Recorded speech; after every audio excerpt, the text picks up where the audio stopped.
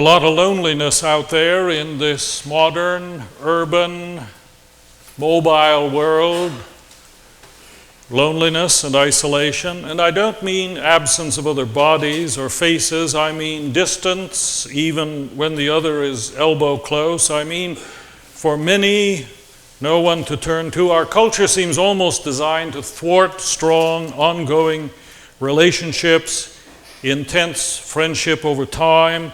Pace and mobility turn the daily scene into a blur of many different faces, and we're seldom with one another for long. The workplace divorced from the place of family and the place of party and play, and the relationships, often utilitarian, distractions of an entertainment age divert us from serious encounter, even if we wanted it. I see loneliness on the faces of young people marching these streets to a high school of thousands.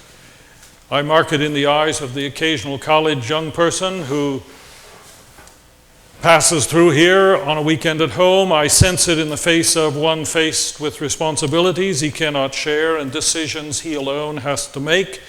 It marks the hours, I suspect, of mothers surrounded by little ones whose spouse is flying across country.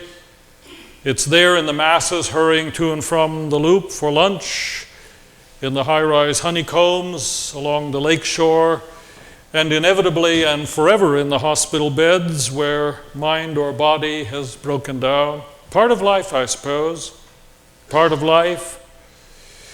But we cannot go it all alone. Too much of it is no life at all. We cannot get along without each other. Life alone is no real life, invariably destructive both of the self and of others. Note the antisocial who steal or shoot. No excuse, but invariably they're the isolated, the loners, are they not?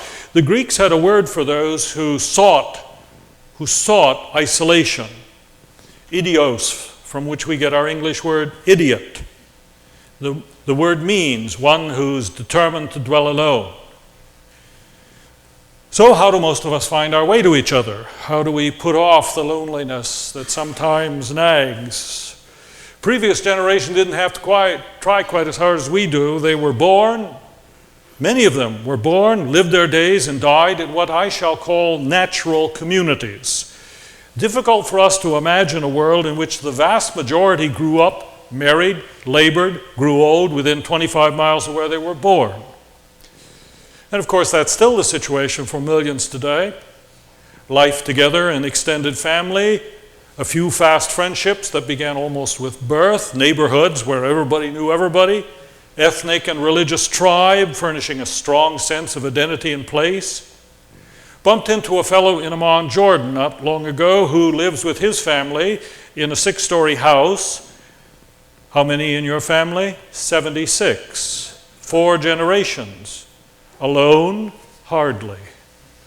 Whether in Rotenburg, Germany or Blue Earth, Minnesota, others just simply there all the time.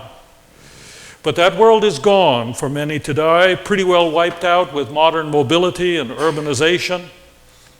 Someone commented to me the other day that he'd lived in this apartment building for 6 years and he still didn't know the name of the people who lived immediately adjacent to him. So what do we need if we are to survive healthy and happy, if we're to be saved? What we need is some form of real community. It's a buzzword today, so we better be clear about what we mean. Not talking about the financial community, which is no community at all. Certainly some of us remain fortunate to still know a world of traditional friendship and nurturing neighborhoods, an affirming tribe, and large and strong families. But for many, the picture is more, how shall I say it, nostalgia than it is reality. In the neighborhood where I grew up, there were healthy marriages, but there were also some pretty miserable marriages. And there were good, strong families, but there were some clearly dysfunctional, even to the eye of a young lad. And there were neighbors who were not neighborly, and gossips who made a hobby out of cranking up the rumor mill, something that never happens around here any longer. There was a lot of relating to be sure, but it could be demeaning and destructive. There were a lot of cliques, and cruelty. And there were days when I, as a 16-year-old, could have used a little space. The verdict of history is now pretty well in. Neither our loneliness nor our togetherness, our lives as individuals or communities, are saved from self-destructiveness unless they're anchored. Unless they're anchored in something like the strange new community that burst on the human scene some 2,000 years ago. A community not natural, not a community of nature, but a community of, shall I call it, grace. I've always loved the story of Paul and Silas in Philippi, and I take great delight in showing friends, young and old, the ruins there and the jail where they held choir practice. The church started out, especially when it got into trouble, calling a choir practice. Holding choir practice at midnight until one of the earthquakes, quite common in that region, freed them from their chains and left them sitting there wondering, what do we do now? The jailer, paralyzed with fear that they might escape and he'd lose his life, which was the penalty for those who failed as jailers. How do I get out of this mess? And they responded quite simply, trust in the love of Jesus, trust him and his God, and you'll be okay. And he does, and so does his family, and in this newfound faith, their fear is lifted a bit, and a new kind of community is born. A couple of Jewish strangers come to share life with the family of a Greek jailer employed by Imperial Rome, not to mention share life with an Asian single-parent businesswoman and her kids who just happen to be passing through. Across all differences, cultural and racial, gender and intellectual, they come to know one another as part of one greater community, the family of God. We really have lost the sense of what happened back then, what a radical revolution that was for these people, how it altered their common life, how it went on imperfectly but truly to affect the course of human civilization, and impact upon the way we see and relate to each other even this morning. That world, like all traditional societies, I suppose, was highly stratified. We know that there were at least 8 layers to what was a rigid caste system with little or no mobility up or down. The top 3 classes, the emissaries of the emperor, the local Roman aristocracy, privileged by birth and wealth, the local bureaucracy, accounted for less than 1% of the population. We should be so lucky today. Beneath them came Roman citizens, citizens of local towns, resident aliens, military veterans, slaves who were 2/3 of the population of the Roman Empire, and finally, women and kids. As Professor Meeks of Yale puts it, most people living in one of the cities of the Roman Empire were constantly aware of rank on rank of others above them in the social pyramid, and the distance from the top to the bottom was very great. I mean, think of traditional India in many parts even today, or England 100 years ago. Of course, every layer had its associations. Its Rotary, Elks, Masons, Moose, Bowling League, Bridge Club, American Legion. Even the poorest had their burial societies, for what I have no idea. 2 things, however, characterized these groups: separation by class and condition of servitude, and almost total exclusion of women. And further, there were increasing numbers of people simply adrift in the growing urban centers, cut off from any group, any association. Now imagine, in the midst of this rigid society and fragmented culture, a group suddenly pops up which breaks all the rules. You survey this crowd, and what do you see? You see slave and slave owner sitting right next to each other. You see wealthy and poor peasant beside each other. You see magistrate and drifter together, and horror of horrors, you see women right there in the middle of it all. Is it any wonder that this band of revolutionaries stirred intense suspicion and opposition? Just by their very existence, they threatened to undermine the entire structure of society. They threatened the privileged, they encouraged the oppressed, and they gave crazy ideas to the women. It is unnatural, the critics said. And we know that because we have their writings. This is not the way the gods intended for us to live. So it should not surprise us either that this strange conglomerate really began to grow like wildfire. Several 100,000 in 50 years, several million in the first 200 years. It attracted especially, guess who? Wealthy women with their children. Attracted the poor, the immigrants, the slaves. Attracted eventually even some of the skeptics with their strange ways. In time of plague, of which there were many, this crowd reached out to strangers who didn't even belong. They nursed the sick who'd been abandoned by their own kin. And especially it attracted the growing number of drifters who had left the farm and who'd found themselves on the way to the big city streets. By the way, this crowd is still growing like wildfire in the southern hemisphere today, and for the very same reasons. Unnatural, they said, and indeed it was. Born not of tribal tradition or gender power or bloodline, but of something they called grace. The love of a new God who had appeared in a man named Jesus, whose reach extended beyond his tribe, beyond his creed, beyond his ritual purity, to hated conquerors and outcast lepers and turncoat brothers, and above all, to women and kids. A divine love that drew no boundaries, excluded no person, that saw every last ragtag human as creation and child to be embraced and welcomed to the table. Now let me say first of all that the so-called Church of Jesus has had incredible difficulty with this vision down through the centuries. It was not very long before imperial councils called together by the emperor declared vast numbers of believers heretics and threw them out. It was not very long before women were put back in their place in kitchen or cloister.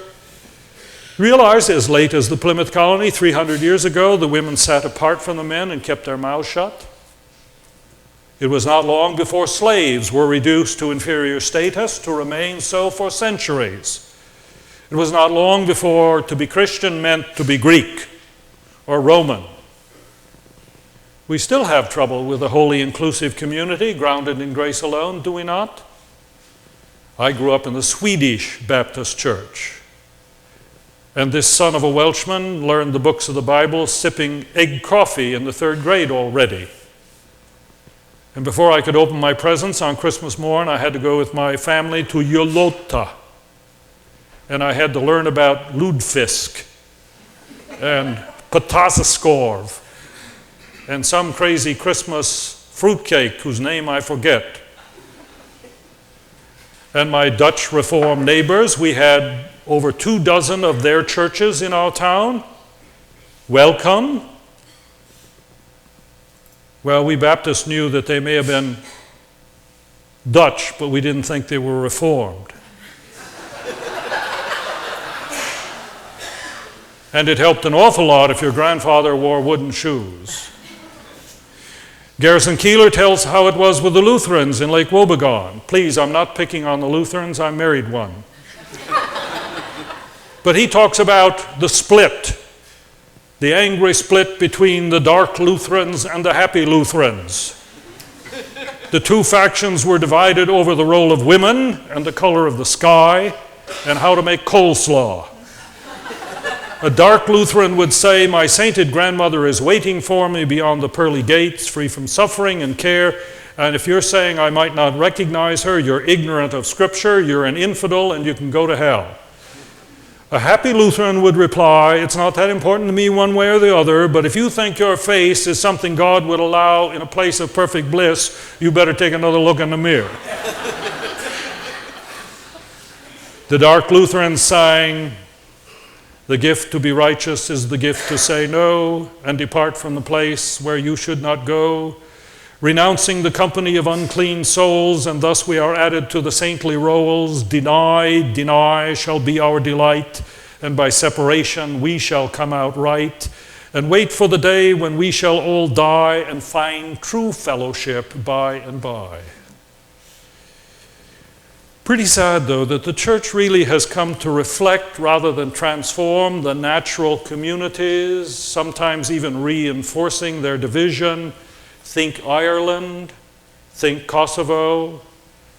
Dietrich Bonhoeffer, the great martyr under the Nazi regime, commented back in the 30s that he thought the church in his land should probably shut up for a while until it began to live like Christians. Remember the Jews, the gypsies, the homosexuals. Then it could say to the divided world around it, come and see, come and see. Perhaps our greatest mission at Kenilworth Union is simply to be in all ways a community of grace where the lonely can always find home, and where our natural communities of marriage and family and neighborhood and school can find guidance and reinforcement in this time when they are so fragile and threatened. But thank God, God's people have never entirely lost the vision either, the vision of one overarching family where all are welcomed and loved as children of one Father. And it is finally not a matter of place and preacher and institution and program. It can happen anywhere that we find our way to one another, as did Paul and jailer and traveling saleswoman, into this common faith that God loves each of us as we are. Anne Lamont, in her marvelous little volume, Traveling Mercies, catches it well. Anne is a woman who's endured a lot of loneliness and trouble in life. She's a single woman with a growing boy. But she found her salvation in a community of grace. She writes, it's funny where we look for salvation and where we actually find it. For instance, this August was such a hard month to get through. The romance I had been in ended badly. My heart was broken and my head was barely inhabitable. Then my darling Mary Williams died. She was 86, but I thought she'd live forever, bringing us baggies of dimes for the church on Sunday morning for the rest of our lives, sitting near the doorway, always crying, yes, Lord, thank you, thank you. I saw her a few hours before she died at a convalescent home where she'd been expected to recover from the flu. Someone had braided Mary's sparse gray hair into two thin braids just above her ears. She looked like a young girl. I said, Mary, we worship a God of healing. And she said, yes, Lord, thank you, thank you. And then she died that evening. But I think of her many times a day. Mostly I see her alive, smiling at us from the back of the church. I see her praying. I see her face appear in my mind. And I also see the words in a hardcover, an old hardcover my father kept in his study. The night is beautiful, so the faces of my people. The stars are beautiful, so the eyes of my people. Beautiful also is the sun, beautiful also are the souls of my people. This is the most profound spiritual truth I know, she goes on, that even when we're most sure that love cannot conquer all, it seems to anyway. It goes down in the rat hole with us in the guise of our friends, and there it swells and comforts. It gives us second winds, third winds, 100th winds. When someone enters that valley with you, it somehow saves you all over again. A community of grace, the grace of God, and because it is, a community that is forever. Dare you believe it? That also fired those ancient ones who found their way to each other. Their newfound friendship had the ring of eternity about it. That ancient world was dominated by a horror of death, and there was a lot of it. What else is new? But here was a community that somehow managed to face it quite unafraid. Around 125 AD, a Greek by the name of Aristides wrote to a friend about this new religion. If any among them passes from this world, they rejoice. They escort his body with songs of thanksgiving as if he were setting out from one place to another. Indeed, and as we keep their memory rich and strong, we still know something of their company on our way. I think their thoughts and songs still surround us. I love the sign of their presence to the west. We celebrate our life together this morning in a community of grace, I trust, but let us never forget that we celebrate a larger community than can be present. We celebrate those friends whom we visit in memory and who speak to us out of their wisdom and love, guiding us, encouraging us, urging us on until this community of grace knows no end. Amen. I'll ask the volunteers here in the front rows if they'll stand, please, for just a moment.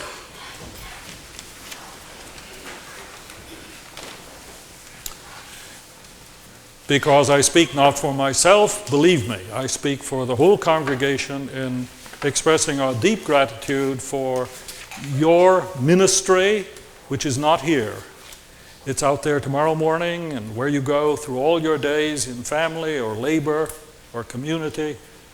And I express our appreciation for your willingness to be here and support this base, if you will, this R&R and place of practice.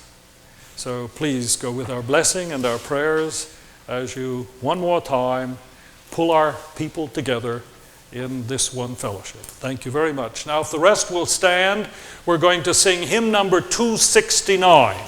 269, not the one in the program. 269.